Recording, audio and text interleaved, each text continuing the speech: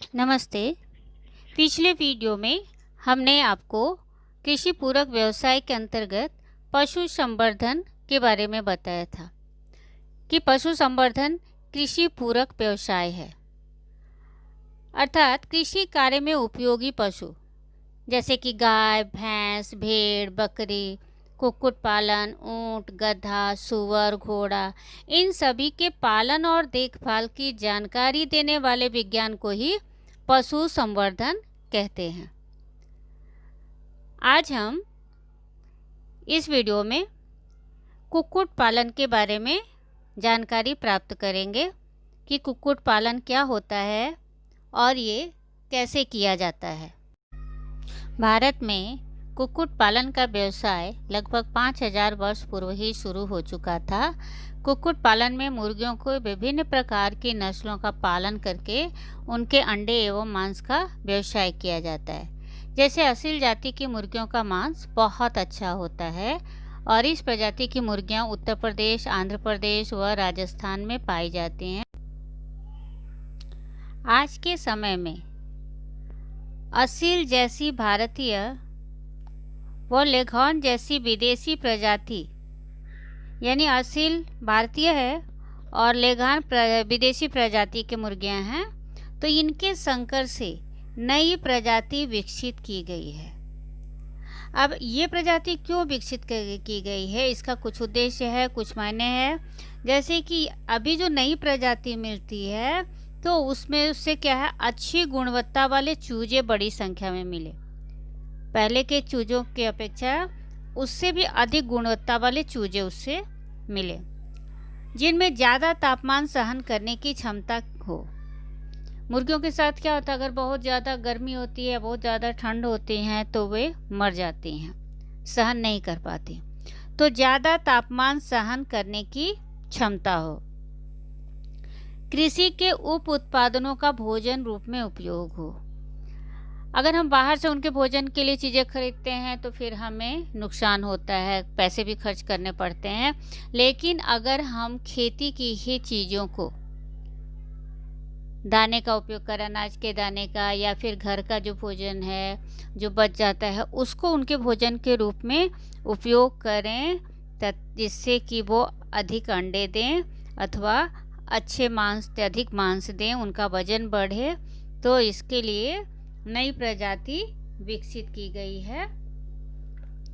अंडे देने वाली मुर्गियों को हम लेयर्स मुर्गी कहते हैं और मांस देने वाली मुर्गियों को ब्रायलर्स मुर्गियां कहा जाता है।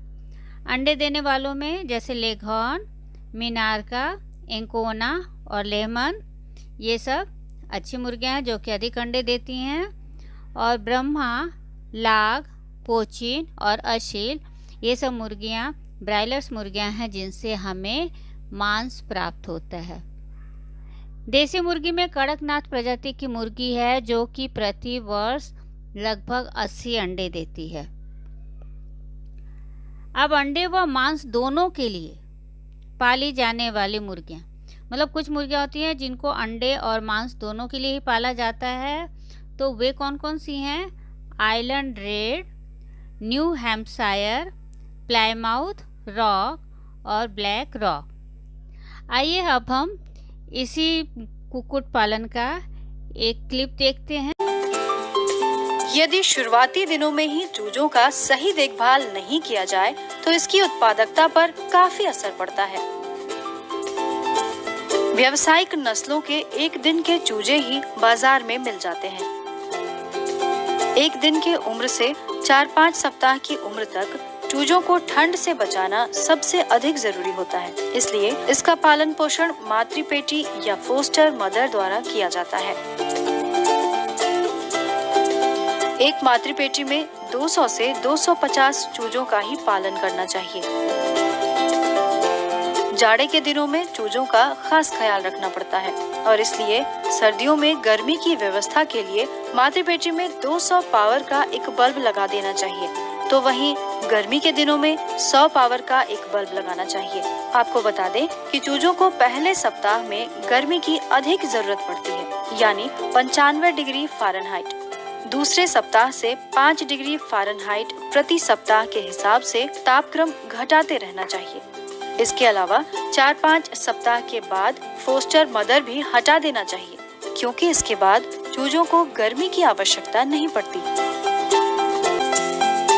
मुर्गियों को सुरक्षित रखने के लिए ज्यादातर 4 तरीकों का उपयोग किया जाता है। पहला, खुले में रखने का तरीका, जिसे फ्री रेंज भी कहा जाता है। दूसरा, सघन या इंटेंसिव, जिसमें केज बैटरी सिस्टम से अंडा उत्पादन किया जाता है। मुर्गियों के रखरखाव का तीसरा तरीका है अर्ध सघन तरीका, जिसे सेमी इंटेंसिव भी कहते हैं। मध्यम वर्गीय और छोटे किसानों के लिए सबसे सटीक तरीका होता है चौथा तरीका, जिसे मोटे बिछावन वाला तरीका भी कहते हैं, या फिर जिसे डीप लीटर पद्धति भी कहा जाता है। चौथा तरीका बेहतर इसलिए है क्योंकि इससे समय और जगह की बचत के साथ साथ मेहनत भी कम पड़ती है। अभी हमारे साथ हैं प्रभारी मुर्गी पालन इकाई डॉक्टर MZ हुदा। इनसे हम जानेंगे कि डीप लीडर पद्धति जो है मध्यम वर्गीय परिवार के लिए किस तरह से एक बेहतर विकल्प है मुर्गी पालन को लेकर। डीप लीटर सिस्टम मध्यम वर्गीय एवं छोटे किसानों के लिए काफ़ी उपयोगी है, क्योंकि इसमें कम लागत से हमारे छोटे एवं मध्यम वर्गीय किसान मुर्गी पालन का कार्य सुचारू रूप से करते हैं। लेकिन हमारे किसान बंधुओं को डीप लीटर सिस्टम में एक बात बिल्कुल ध्यान देने की है कि वो डीप लीटर के रूप में जो हम लोग बिछावन के रूप में उसमें इस्तेमाल करते हैं, वो सबसे बेहतर लकड़ी का बुरादा होता है। उसके अलावा वो धान का बुरादा भी इस्तेमाल कर सकते हैं, धान का खुल्ली भी इस्तेमाल कर सकते हैं। लेकिन वो सबसे इसमें जो एक थोड़ा किसानों को सबसे ज़्यादा ध्यान देने की बात है वो ये देनी है कि डीप लीटर सिस्टम में उसका जो लीटर मटेरियल है वो किसान बहुत बारीकी से अपने तरीके से सीख सकते हैं कि वो आसानी से अंदाज़ा लग सकते हैं कि इसमें मॉइस्चर जो है इसमें नमी ज़्यादा ना हो।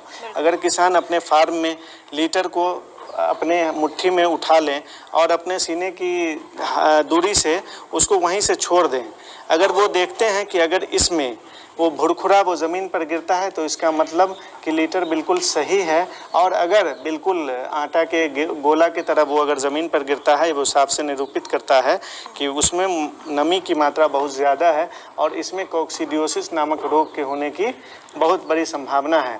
तो उस स्थिति में किसान यथाशीघ्र अपने लीटर को फार्म से निकालकर थोड़ा धूप दिखा दे। अंडे देने वाली मुर्गियों को हमेशा हरा चारा और बुझे हुए चूने का चूरा दिया जाना चाहिए। साथ ही 6 से 8 औंस की अनुपात में प्रति मुर्गी को पानी भी उपलब्ध होना चाहिए। आपकी जानकारी के लिए बता दें कि 24 घंटे में एक बड़ी मुर्गी लगभग 4 औंस तक दाना खाती है।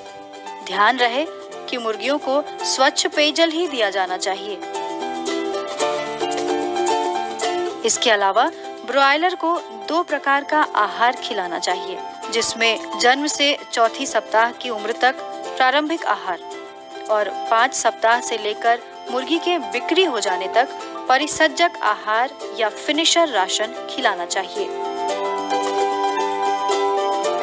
इन सामग्रियों के लिए मुर्गी पालक भाइयों को परेशानी लेने की कोई जरूरत नहीं। मुर्गियों के लिए बने ये आहार बाजार में आसानी से उपलब्ध होते हैं।